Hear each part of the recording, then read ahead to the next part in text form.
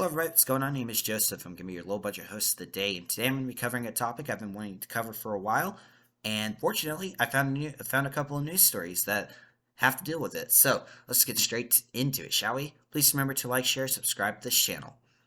Fox 4 KDFW from May 11th, 2022. Dallas bans sale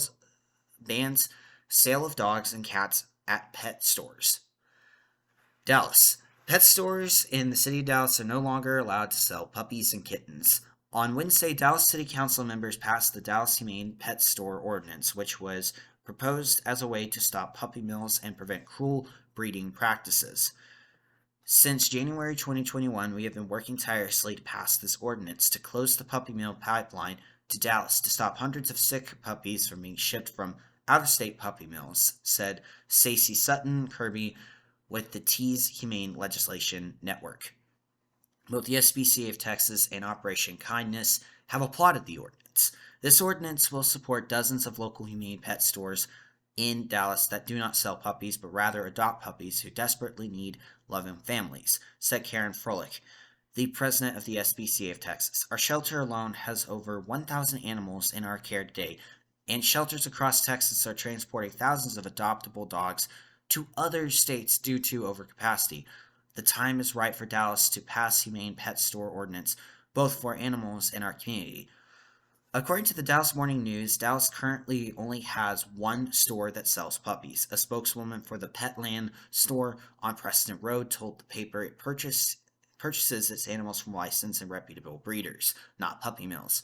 The store could be forced to close now that the ordinance has passed. Other Texas cities, including Fort Worth, Euless, Austin, Houston, San Antonio, El Paso, and Waco, have already passed similar bans.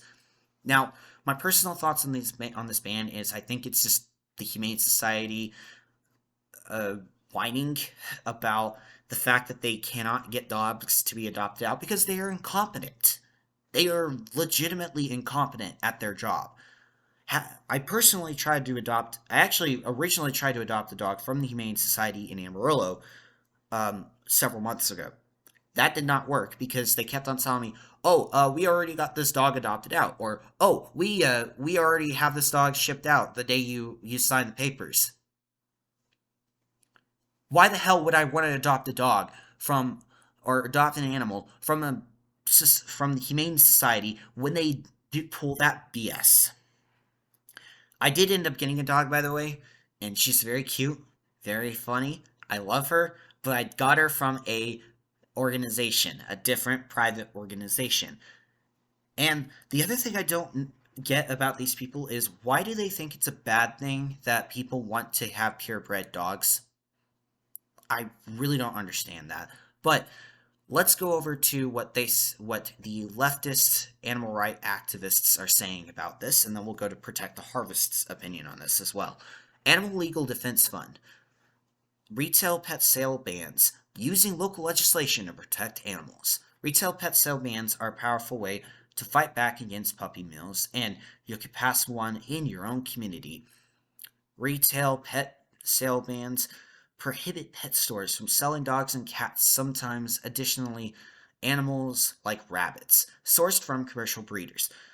Instead, stores can offer animals available for adoption from rescues and shelters. In 2017, California made history when it became the first state to prohibit pet stores from selling commercially bred animals. Maryland followed suit with a similar law in 2018. Hundreds of cities and counties, including Cook County, Chicago, Boston, Philadelphia, and Philadelphia, have also passed retail pet sale bans. The Animal Legal Defense Fund is here to help you enact a ban in your city or county. So basically, this organization wants you to do the same thing Dallas did in your own local city. Why are they doing this? Well, Protect the Harvest, who is the total opposite of these groups, has a very interesting take that I want to go over. Pet ownership in jeopardy. Pet breeders and pet stores. Pet breeding is facing some serious threats from animal extremist groups in an effort to disguise their true intentions of outlawing animal ownership. Animal extremist groups have been seeking to both regulate pet breeders out of out of business and to restrict choices for citizens when it comes to selecting a pet. In doing so, they are not only attacking the breeder's ability to provide them for themselves and their families, but they are targeting your right to raise and care for your family's pets. These groups continue to spread false information that distorts consumer perception of how pet breeders operate in, in the hopes of forcing the issue. In 2017, California passed Assembly Bill 485 in the law. This new law, at the time new, mandates that all dogs, cats, and rabbits sold in pet stores must come from rescues or shelters rather than federally licensed and regulated breeders.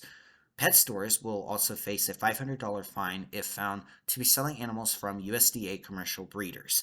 It does not, however, at this time, prohibit individuals from buying animals directly from commercial or hobby breeders. Numerous cities have also imposed similar regulations on pet stores and pet owners.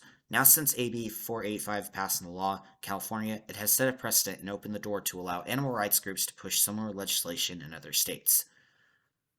Retail rescue.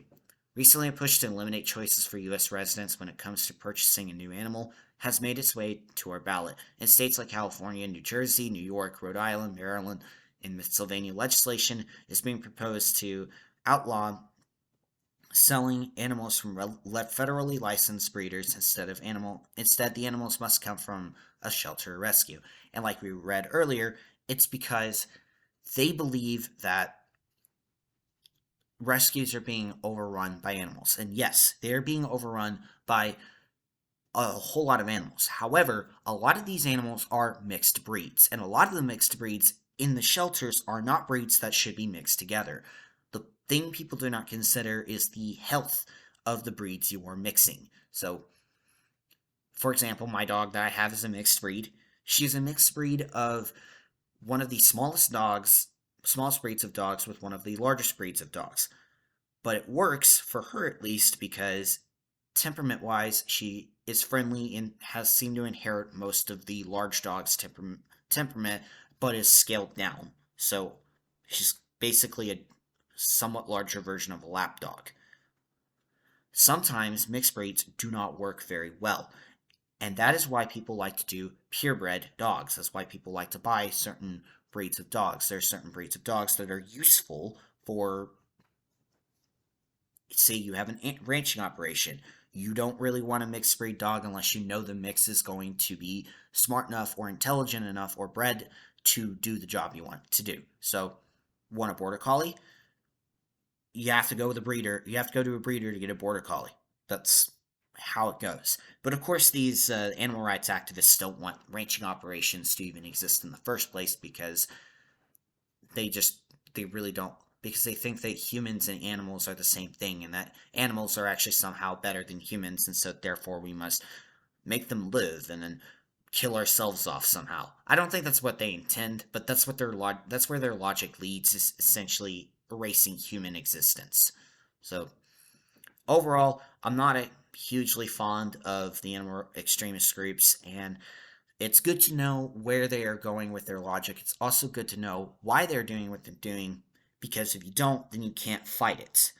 And it's also good to know the counters to their arguments. So, hope you guys enjoyed this video, and just enjoy the rest of your week. Bye.